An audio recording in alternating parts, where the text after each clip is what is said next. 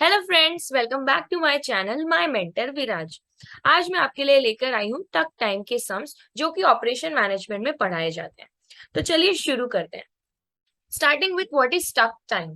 टक टाइम को हम साइकिल टाइम भी कहते हैं और ये वो चीज है जो कि मैक्सिमम टाइम अलॉट किया जाता है एक प्रोडक्शन स्टेशन को अपना काम कंप्लीट करने के लिए। फॉर एग्जाम्पल, अगर आप एक फैक्ट्री चला रहे हैं तो फैक्ट्री के अंदर अलग अलग प्रोसेसिंग यूनिट्स होंगे, अलग अलग स्टेशन होंगे। जैसे कि अगर आप पिज्जा बना रहे हैं तो एक मशीन होगी जो उसका बेस बनाएगी, जो आटा गूंथेगी, फिर वो आटा आगे भेजेगा, एक मशीन उसको कट करेगा, एक उसको रोल करके फ्लैट डो में ट्रांसफर करेगा। तो वो जो स्टेशन होते हैं उसमें हर एक स्टेशन को जो मैक्सिमम टाइम अलॉट किया गया है उसे हम साइकिल टाइम या टक टाइम कहते हैं। ठीक है। तो ये टाइम वो टाइम है जो प्रोडक्शन लाइन को अपनी डिमांड से कीप अप करने के लिए दिया जाता है। मतलब अगर आपकी डिमांड ज्यादा है और आप बहुत स्लो प्रोड्यूस कर रहे हैं, so you will not be able to keep up with your demand, और आपका प्रोडक्ट अगर लोगों तक पहुंच ना पाए तो उसका क्या फायदा। तो इसीलिए टक टाइम फाइंड करना एक बहुत जरूरत है। So product design, product layout को फाइंड करने में भी ये हेल्प करता है। तो चलिए स्टार्ट करते हैं इसके फॉर्मूला से। टक टाइम का फॉर्मूला है net available work time divided by customer demand. Net available work time मतलब आपके पास कितना टाइम अवेलेबल है। फॉर एग्जाम्पल, अगर हर दिन आप 8 घंटे काम करते हैं और हफ्ते में 6 दिन काम करते हैं, तो 8 6 48 hours is your available time for that particular week. And customer का जो डिमांड है वो आप इससे डिवाइड कर देंगे। जैसे अगर आपका 1000 डिमांड है या 100 डिमांड है तो वो नीचे आएगा डिनोमिनेटर में। राइट। अब आपको और भी कुछ फाइंड करना पड़ेगा जिसे कहते हैं स्टेजेस ऑफ प्रोडक्शन। अगर आप नई फैक्ट्री लगा रहे हैं और प्रोडक्ट का लेआउट आपको बनाना है तो आपको ये भी जानना जरूरी है कि कितने स्टेजेस में आप अपना काम डिवाइड करेंगे ताकि आप डिमांड फुलफिल कर पाए।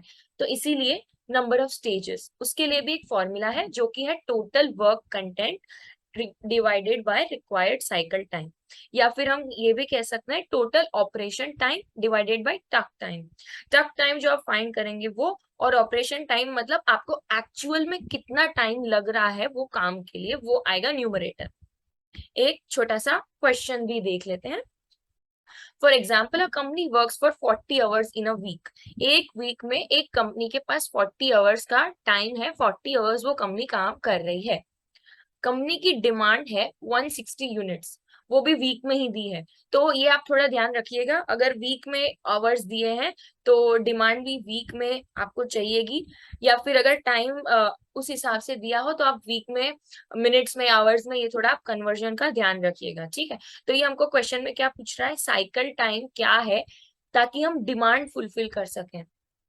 Okay. Next is if the time taken to manufacture 1 unit is 75 minutes. तो ये हमको क्या बता दिया उन्होंने, ऑपरेशन टाइम। मतलब मुझे एक यूनिट बनाने में 75 मिनट्स लग रही है, मतलब अभी जो मैं स्पीड से काम कर रहा हूँ या कर रही हूँ वो है 75 मिनट्स। तो उस हिसाब से मुझे कितने स्टेजेस चाहिएंगे करंट टक टाइम के हिसाब से। ओके। चलो सॉल्व कर लेते हैं इसको। टक टाइम फाइंड करने के लिए क्या आएगा क्वेश्चन में से, हमारे पास कितना टाइम है, यानी कि ये 40 आवर्स, और नीचे क्या आता है, डिवाइडेड बाय डिमांड। 160 का हमने डिमांड देखा था पीछे क्वेश्चन में, तो आंसर आ गया 0.25 आवर्स। ठीक है। अब ये 0.25 आवर्स है तो इसको मिनट्स में कन्वर्ट कर लेते हैं।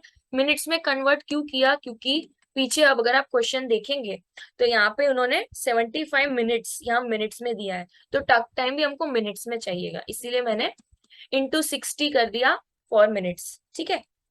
आवर, 1 आवर में 60 मिनट्स होती है, तो 0.25 आवर मल्टीप्लाइड बाई 60, तो 15 मिनट्स मेरा साइकिल टाइम या टक टाइम आ गया। ठीक है।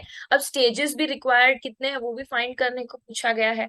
तो एक स्टेज के लिए अभी ऑपरेशनल टाइम कितना लग रहा है मुझे, 75 मिनट्स। डिवीजन में क्या डालेंगे, टक टाइम जो कि है 15 मिनट्स। तो ये आ गया हमारा 5 स्टेजेस, यानी मेरी प्रोसेस को 5 स्टेजेस में मैं डिवाइड करूंगी ताकि मैं अपनी कस्टमर की जो डिमांड है 160 यूनिट्स की वो इजीली फुलफिल कर पाऊं। ठीक है गाइस, तो आज के लिए बस इतना ही। मेरे चैनल को लाइक शेयर और सब्सक्राइब करना बिल्कुल मत भूलिएगा ताकि आपको मेरे नोटिफिकेशंस मिलते रहे, और ऐसे लाइव अगर कोई भी अच्छे वीडियोस में पोस्ट करूं तो आप बिल्कुल मिस ना करें। Bye bye guys, thank you for watching my video.